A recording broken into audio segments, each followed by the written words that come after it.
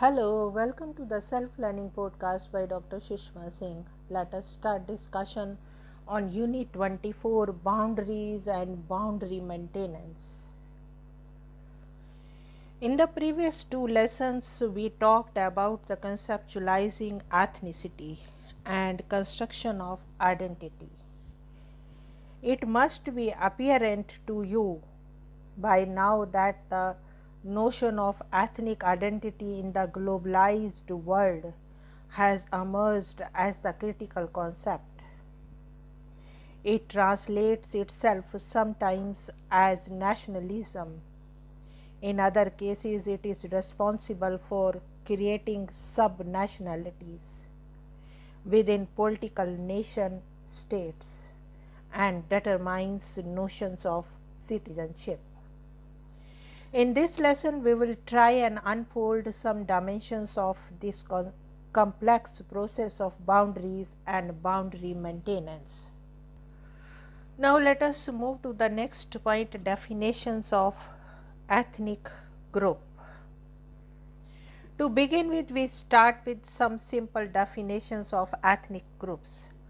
Macmillan's Dictionary of Anthropology defines an ethnic group as any group of people who set themselves apart and are set apart from other groups with whom they interact or coexist in terms of some distinctive criteria or criteria which may be linguistic, racial, or cultural. The term is thus a very broad one, which has been used to include social classes as well as racial or national minority groups in urban and industrial society, and also to distinguish different cultural and social groupings among indigenous populations. The concept of ethnic group thus combines both social and cultural criteria, and the study of ethnicity focuses precisely on the international interrelational of cultural and social process in the identification of and interaction between such groups.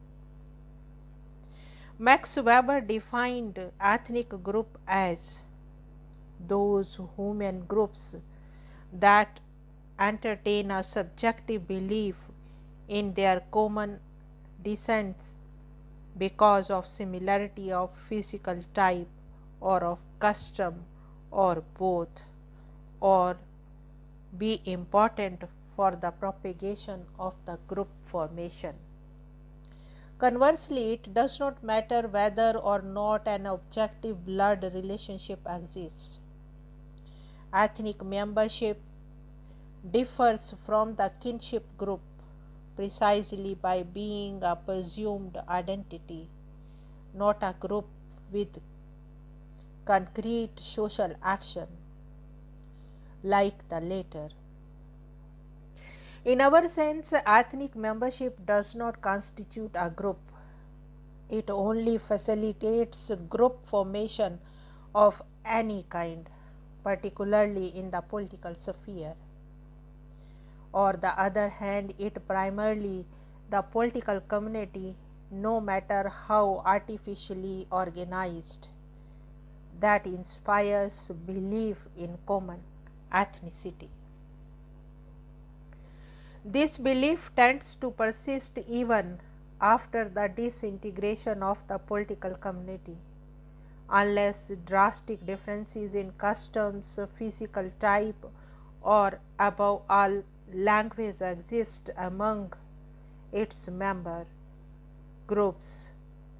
In turn, can engender sentiments of likeness which will persist even after their demise and will have an ethnic connotation.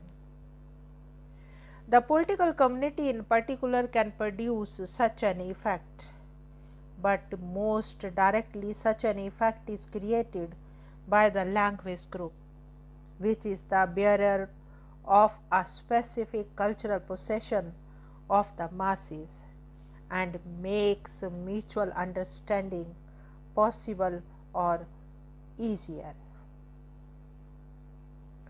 These definitions draw out our attention to subsequent boundaries that ethnic groups evolve to form enclosures. These enclosures are not defined by the geographical space or political identities, but are distinguished by cultural, linguistic, or religious connectivity. Frederick Barth, who can be called as the original author of construction of this notion of boundaries, in his famous essay of 1969 titled Ethnic Groups and Group Boundaries, states categorically, "It is clear that boundaries persist despite a flow of personnel across them. In other words, categorically, ethnic distinctions do not depend on the absence of mobility, contact, and information, but do entail social processes of exclusion and incorporation, whereby discrete categories are maintained despite changing participation and membership in the course of individual life histories." To this he adds another important dimension that we will be debating in this lesson. Ethnic distinctions do not depend on any absence of social interaction and acceptance, but are quite to the contrary often the very foundations on which embracing social systems are built. Interaction in such a social system does not lead to its liquidation through change and acculturation. Cultural differences can persist despite inter-ethnic contact and interdependence.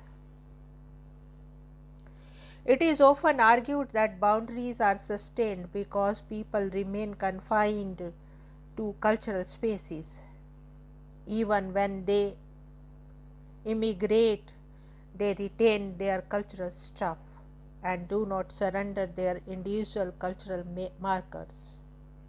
It was with this perception that Barth's historic contributions shifted focus of investigation from internal constitution and history of separate groups to ethnic boundaries and boundary maintenance.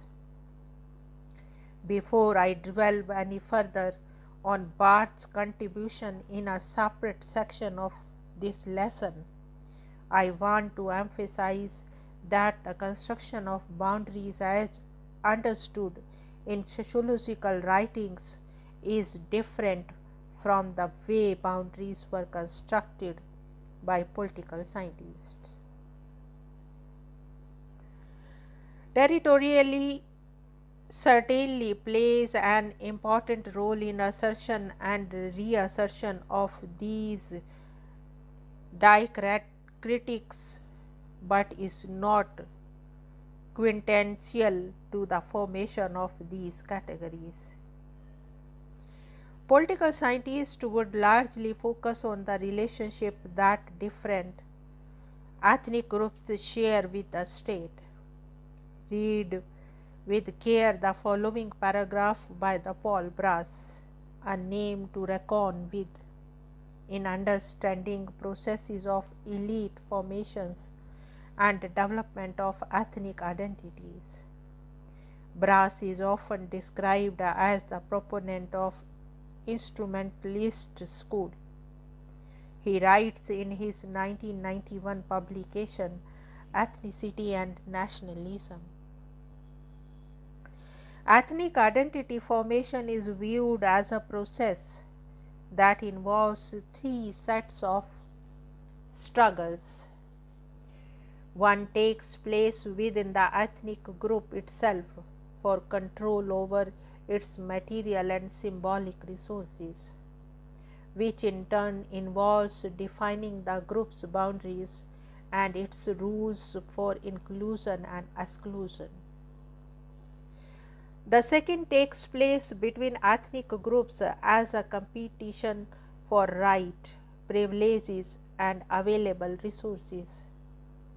The third takes place between the state and the groups that dominate it on the one hand and the populations that inhabit its territory. Elaborating on these concerns, Brass poses certain significant questions such as: is the study of ethnicity a sub-branch of interest group politics or of class analysis, or a separate subject in its own right? Or to put it another way, are interest groups, classes, and ethnic groups to be treated as analytically separable and co-equivalent, or is one or another category primary? Brass also has defined opinion about the sociological analysis of ethnicity and boundary maintenance.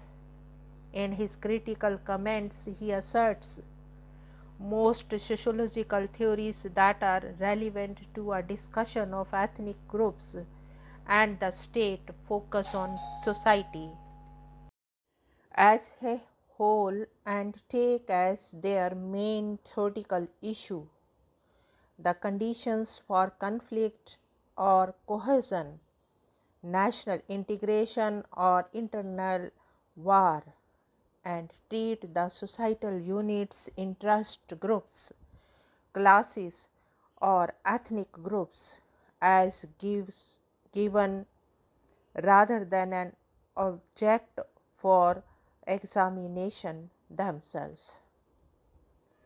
Too often neglected is the issue of how identity and cohesion within groups are formed and maintained in the first place, how political mobilization of groups occurs, and how and why both group cohesion and mobilization often decline.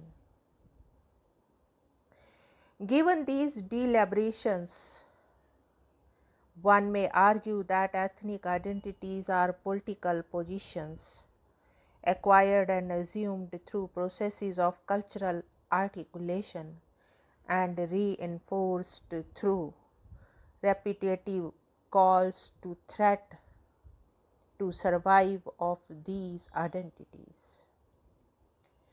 They are primordial in the sense that people may be born as Hindu, Muslim, Jewish, whites, or blacks, but assertion of these inherited categories of identification is dependent on situations in which individuals are involved and what kinds of advantages they perceive for itself in the given circumstances. One must also remember that these categories of ascription are also negotiable. Boundaries that an individual draws are always in interactive situations. Boundaries are never drawn in social isolation. It is often my boundary versus your line of demarcation. The process remains the same, irrespective of the fact whether it is a situation involving two individuals or ethnic groups.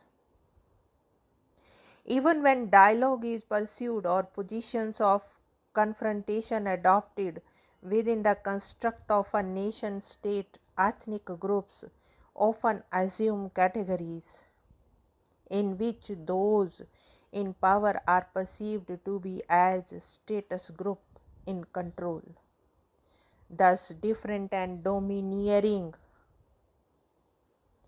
Construction of situations of minority majority conflicts, religious or linguistic conflicts, or regional disparities are all constructed in a patterned manner. It is also interesting to underscore the fact that the ethnicity is relative. In the context of maintenance of boundaries between various groups, Jenkins notes ethnicity is shifting with the context of its mobilization and regions, that ethnicity is a function of intergroup relations. In the absence of such relations and their concomitant group boundaries, ethnicity is unthinkable.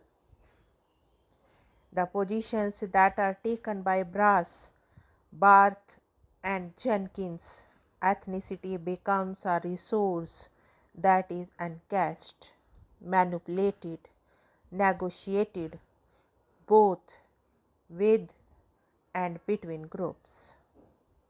But when it comes to talking about the boundary maintenance, we tend to focus on intergroup constructions and how identity is manipulated within groups for assertion of differences. Now let us wind up the session and take rest. Thank you very much for engaging yourself with the Self Learning Podcast.